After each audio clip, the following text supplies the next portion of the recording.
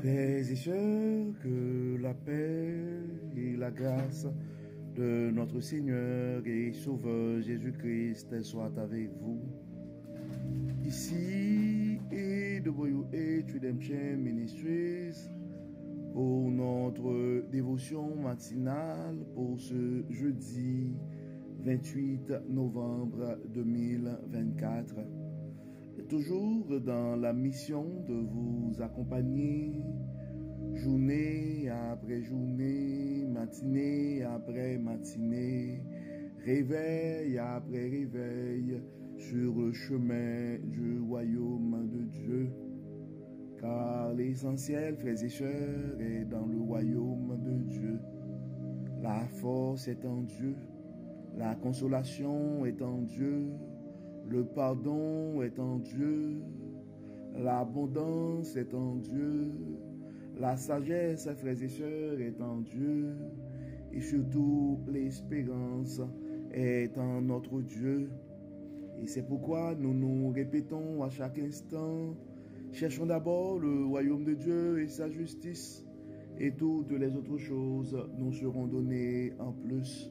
Donc, bon réveil mon frère, bon réveil ma soeur, c'est ici la journée que l'Éternel a faite et qu'elle soit pour nous un sujet de gloire et de louange. Oui, rendons grâce à Dieu, frères et sœurs, pour ses bienfaits envers nous. Beaucoup n'ont pas survécu cette nuit, beaucoup ne se sont pas réveillés ce matin. Donc si Dieu nous garde en vie, c'est parce que tout simplement, il a un projet pour nos vies, frères et sœurs. Et c'est pourquoi nous avons intérêt à avoir un sentiment, à vivre et à commencer cette journée, à débuter cette journée avec un sentiment de gratitude. Oui, nous pouvons crier Ebenezer, jusqu'ici. L'Éternel nous a secourus. Oui, nous pouvons commander nos âmes à et louer l'Éternel, à bénir son nom. Oui, frères et sœurs, notre Dieu est bon, il est un Dieu fidèle. Il renouvelle en notre faveur sa bonté à tous les matins. Et le prophète Jérémie nous dit, les bontés de l'Éternel ne sont pas épuisées. Ses compassions ne sont pas à leur terme. Elles se renouvellent chaque matin. Oui, frères et sœurs, la fidélité de notre Dieu est grande. Et c'est pourquoi... Et à chaque fois que nous avons cette occasion de pouvoir commencer notre journée avec Dieu, nous devons le faire, frères et sœurs. D'ailleurs, c'est la raison d'être de notre dévotion matinale, offrir cette occasion à chaque frère, à chaque sœur, de pouvoir commencer sa journée avec Dieu, d'avoir un réveil avec Dieu, comme on aime le dire, car un réveil avec Dieu nous offre cette opportunité et d'avoir une journée remplie de sa faveur. Et en accumulant des journées remplies de la faveur de Dieu, nous allons finir par compléter une année remplie de sa bonté. En accumulant des années remplies de la bonté de Dieu, nous allons finir par avoir une vie et combler de ses riches bénédictions sur plusieurs générations. Et pour ce matin, frères et sœurs, et parlant de la fidélité de Dieu, le texte qui nous est proposé, c'est le texte que nous trouvons en 2 Timothée chapitre 4, versets 9 à 18, et la deuxième lettre de Paul à Timothée, et le 4e chapitre, et nous allons lire du verset 9 jusqu'au verset 18. En fait, 2 Timothée chapitre 4, verset 9 à 18. C'était en fait les dernières instructions de Paul à Timothée. Efforce-toi de venir me rejoindre dès que possible, car Démas m'a abandonné. Il a aimé le monde présent et il est parti pour Thessalonique. Crescens s'est rendu en Galatie, Tite en Dalmatie. Seul Luc est encore avec moi. Prends Marc et amène-le avec toi, car il m'est très utile pour mon ministère. Quant à Tychique, je l'ai envoyé à Éphèse.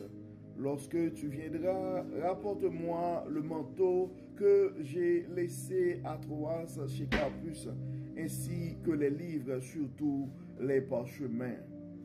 Alexandre l'orfèvre et a fait preuve de beaucoup de méchanceté à mon égard. Le Seigneur lui donnera ce que lui auront valu ses actes. Toi aussi, garde-toi de lui, car il s'est opposé avec acharnement à notre prédication. La première fois que j'ai eu à présenter ma défense au tribunal, personne n'est venu m'assister. Tous m'ont abandonné, qu'il ne leur en soit pas tenu rigueur. C'est le Seigneur qui m'a assisté et m'a donné la force d'annoncer pleinement le message pour qu'il soit entendu par tous les non-juifs. Et j'ai été délivré de la gueule du lion. Le Seigneur continuera à me délivrer de toute entreprise mauvaise et me sauvera pour son royaume céleste. À lui soit la gloire pour l'éternité. Amen. Nous venons de lire, frères et sœurs, le texte que nous trouvons dans la deuxième lettre de Paul à Timothée, dans le chapitre 4. Nous avons lu les versets 9 à 18. Et donc le texte parle et tout seul, frères et sœurs. Donc on s'entend le chemin du royaume, notre parcours sur le chemin du royaume, ce n'est pas un parcours sans détour. Et en fait, en prenant la décision d'annoncer l'évangile du Christ, ça ne veut pas dire que nous serons entourés uniquement de bonnes personnes. Certaines personnes vont venir avec leur propre agenda et les expériences seront différentes d'une personne à l'autre, d'un moment à l'autre, d'une circonstance à l'autre. Mais il y a une chose qui est certaine, et la fidélité de Dieu ne change pas. Et le Dieu fidèle n'abandonne jamais ses enfants. Donc on voit, frères et sœurs, et au niveau de l'apôtre Paul, des fois on pourrait regarder les différentes lettres de Paul aux différentes églises, puis on pourrait penser que Paul, c'était un homme heureux. Donc on voit la dimension du travail de Paul, son engagement aussi. Donc on voit l'une des choses que nous pouvons déduire à travers ce texte, frères et sœurs, particulièrement à travers les versets 9 et jusqu'au verset 15. C'est les dernières instructions de Paul à Timothée. Et donc on s'entend que le travail, on ne peut pas le faire tout seul. On ne peut pas le faire tout seul. Donc ça nous prend des gens qui nous entourent. Et en recrutant des gens pour nous aider, des fois, nous allons faire des expériences. Donc si on regarde le cas de Paul, ça dit, efforce-toi de venir me rejoindre dès que possible, car Démas m'a abandonné. Il a aimé le monde présent et il est parti pour Thessalonique. Donc, on s'entend, frères et sœurs, ce n'est pas sans raison que hier et dans nos prières, nous avons demandé à Dieu non seulement la tempérance et la patience, et parce que nous aurons des tests émotionnels majeurs, comme j'aime le dire, et en faisant notre parcours sur le chemin du royaume. Et non seulement Démas l'a abandonné à cause de l'amour pour le monde est présent. Et donc ça dit Crescens s'est rendu en Galatie, Tite en Dalmatie. Donc des fois aussi, et pour les raisons de la cause, certaines personnes autour de nous vont devoir se déplacer. Et des fois, il faut accepter ces départs. Et ça dit, seul Luc est encore avec moi. Prends Marc et amène-le avec toi. Et ça me porte à penser à cette parole qui dit et la moisson est grande, mais il y a peu d'ouvriers. Probablement tu te sens dans cette situation, il y a plein de choses à faire, mais tu te sens tout seul dans ce travail, dans ce ministère. Mais demande au maître de la moisson de t'envoyer des gens. Si tu as eu des gens de confiance, n'hésite pas à les solliciter, pour demander de l'aide. Donc ça dit, car seul Luc est encore avec moi, prends Marc et amène-le avec toi, car il m'est très utile pour mon ministère. Quant à Tychik, je l'ai envoyé à Éphèse. Lorsque tu viendras, rapporte-moi le manteau que j'ai laissé à Troas chez Carpus, ainsi que les livres, surtout les parchemins. Donc ça c'est quelque chose qui m'a fait penser le verset 13 m'a fait penser à quelque chose aussi. Donc malgré toute la dimension spirituelle, donc on voit que l'apôtre Paul, donc ça reste un homme, donc il avait besoin de son manteau. Donc ça pourrait arriver que toi aussi dans le ministère, et tu as besoin de bras, tu as besoin des gens pour t'aider dans le ministère. Tu prends à cœur le ministère, mais tu dois comprendre aussi que tu es encore sur la terre. Il y a le froid, il y a des factures à payer, il y a la vie doit continuer. Et en fait, donc c'est pourquoi il a dit, lorsque tu viendras, rapporte-moi le manteau que je laissais à Troas chez Carpus, ainsi que les livres, surtout les parchemins. Dans le verset 14, ça dit, Alexandre l'orfèvre a fait preuve de beaucoup de méchanceté à mon égard. Il a fait preuve de beaucoup de méchanceté à mon égard. Et donc, ça pourrait arriver que nous serons à faire l'expérience, des expériences aussi avec des gens méchants qui vont faire preuve de grande méchanceté et à nos égards probablement. Mais nous devons toujours nous rappeler quelque chose, que ce n'est pas à nous de prendre la vengeance. Donc, et le Seigneur nous a dit dans sa parole, à moi la vengeance, à moi la rétribution. C'est pourquoi l'apôtre Paul continue pour dire, le Seigneur lui donnera ce que lui auront valu ces actes. Donc ce n'est pas à nous de rendre aux gens et les monnaies de leurs pièces, la monnaie de leurs pièces, et ce n'est pas à nous de répondre ou d'attaquer ou de contre-attaquer. Donc on laisse au Seigneur de s'occuper de ces gens et qui ont manifesté, qui ont fait preuve de grande méchanceté et à notre égard.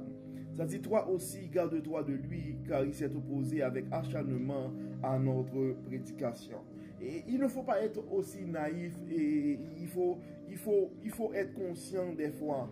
Et il ne faut pas mettre la tête dans le sable et ignorer le comportement méchant des gens qui nous entourent. Et nous devons prendre des résolutions pour créer quand même une distance par rapport à ces gens-là. Et donc dans le verset 15, l'apôtre Paul dit à Timothée, toi aussi garde-toi de lui, car il s'est opposé avec acharnement à notre prédication. Et ça, c'est quelque chose, frères et sœurs, que nous devons réaliser. À un certain moment, Jésus-Christ, il a dit, et quelqu'un ne peut pas servir de maître à la fois.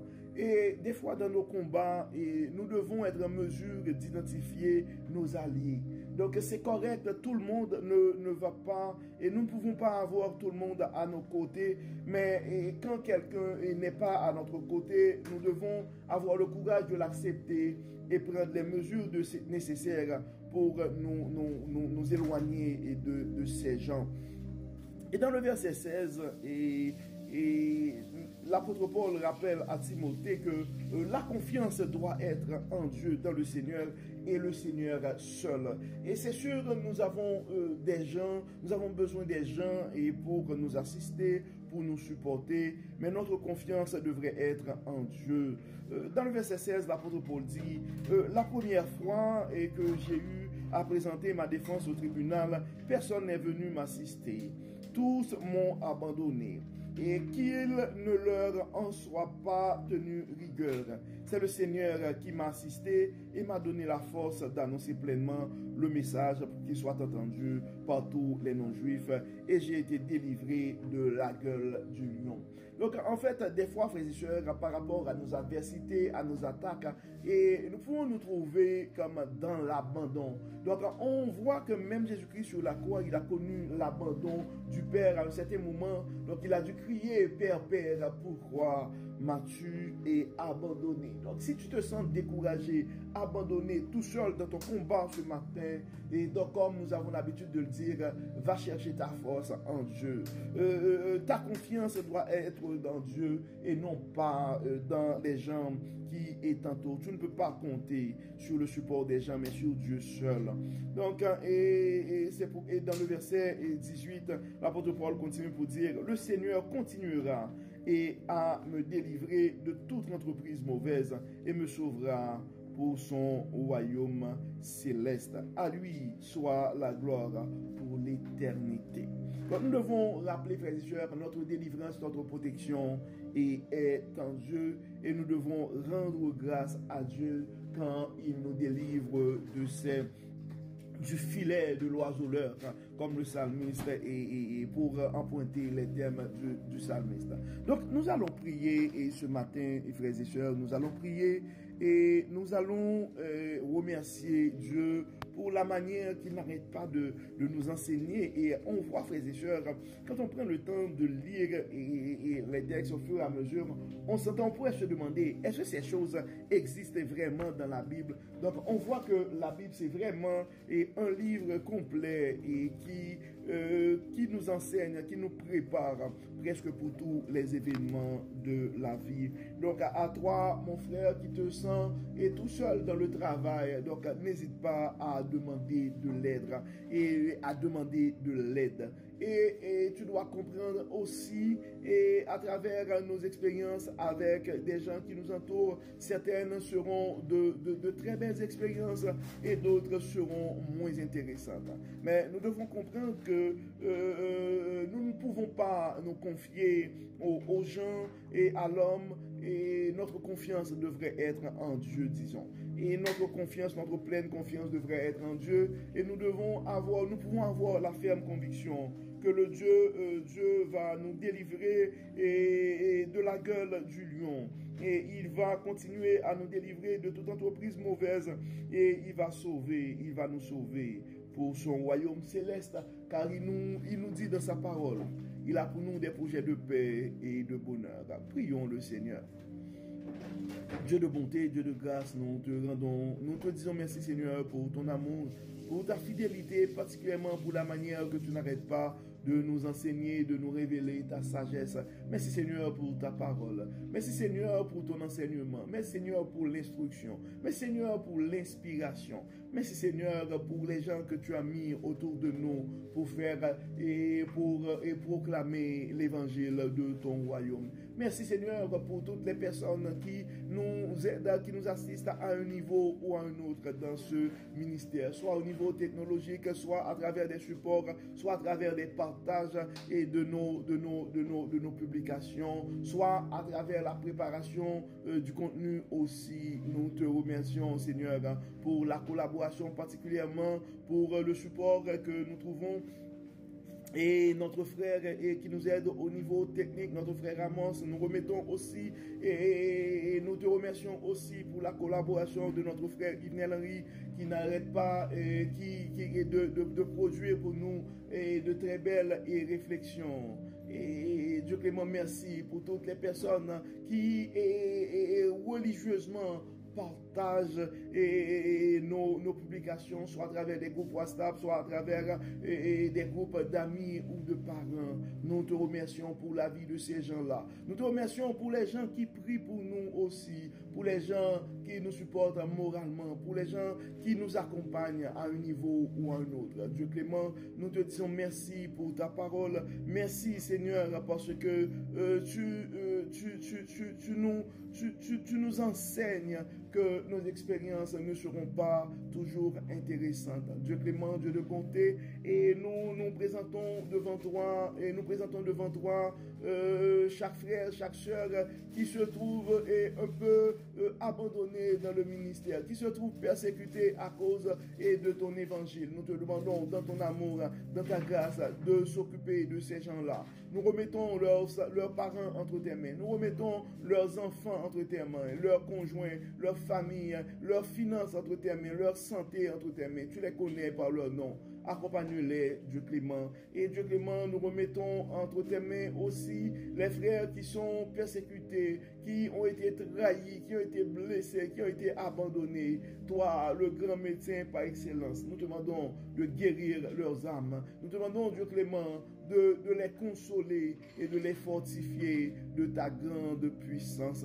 Dieu clément, nous avons des frères et sœurs qui sont malades et nous les remettons entre tes mains. Toi, le grand médecin par excellence, nous te demandons de les toucher. D'autres ont des problèmes financiers. Nous te demandons, Dieu de toute abondance, de pouvoir à leurs besoins. D'autres ont des problèmes de famille, sont présentement dans la gueule du lion. Toi, le Dieu de toute délivrance, nous te demandons de les délivrer. Et certains sont nouveaux dans un pays étranger et ont du mal à se placer. D'autres à se placer. Nous te demandons, Dieu clément, de les accompagner. Nous te demandons, c'est Dieu clément dans leur situation, de faire briller ta bonté. D'autres ont des problèmes de couple. D'autres sont assez jeunes et ont des projets pour leur carrière. D'autres ont des challenges à travers leur relation. D'autres ont des challenges à travers leur formation. Au niveau de leurs études, nous demandons de les accompagner. D'autres ont des soucis de carrière et nous remettons entre tes mains et ce frère qui nous demande de prier à cause des changements au niveau de son travail. Toi, le Dieu par excellence qui a le pouvoir sur l'esprit humain, nous te demandons d'apaiser et le cœur d'apaiser et les souffrances, les inquiétudes et de ce frère. Nous te demandons de l'accompagner, de l'inspirer et de faire briller ta gloire dans sa vie, dans sa carrière, à travers cette situation. Et Dieu clément, Dieu de bonté, nos aînés sont entre tes mains. Toi qui es le Dieu de toute force, fortifie-les. Nous remettons nos jeunes entre tes mains. Dieu de toute sagesse, et accorde-leur l'intelligence, l'inspiration, la sagesse nécessaire pour vivre et comme toi tu nous demandes et de le faire, pour les aider et pour diminuer leur amour pour le monde présent. Et nous te demandons, Dieu clément, de nous garder attachés à toi. Éclaire-nous, protège-nous, fortifie-nous, Dieu clément.